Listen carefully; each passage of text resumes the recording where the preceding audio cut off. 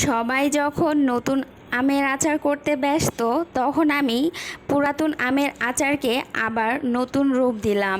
কিভাবে নতুন রূপ দিলাম তার সম্পূর্ণ একটি ভিডিও আপনাদের সাথে শেয়ার করলাম। আপনাদের বাসায় যাদের পুরাতন আমের আচার আছে তারাও নতুন করে ফেলতে পারেন এইভাবে। সরিষার তেল নিয়ে নিয়েছি। সরিষার তেলটা কিছুটা গরম করে নিয়েছি। তারপরে রসুন থেতো করা ছিল, রসুন থেতো আর শুকনো মরিচ গরম করে হাত দিয়ে গুঁড়ো করে নিয়েছি। দুইটা একসাথে দিয়ে কিছুক্ষণ নাড়তে থাকলাম। সরিষার তেলের পরিমাণটা কম ছিল, তাই আমি আবারও একটু তেল অ্যাড করলাম। তেল অ্যাড করার পরে রসুন আর মরিচের গুঁড়াটা কিছুটা লাল হয়ে আসলে আমি পুরাতন আচারটা ঢেলে দিব।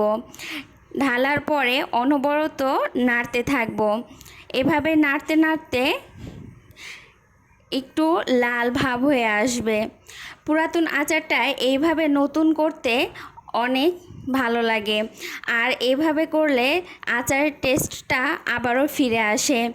আমার এই আমের আচারটা কিছুটা টক, তাই একটু মিষ্টি ভাব আনার জন্য অল্প চিনি দিয়ে দিলাম। চিনি বেশি দেইনি, কারণ খুব মিষ্টি করব না। টক ভাবও থাকবে, আবার মিষ্টি ভাবও থাকবে।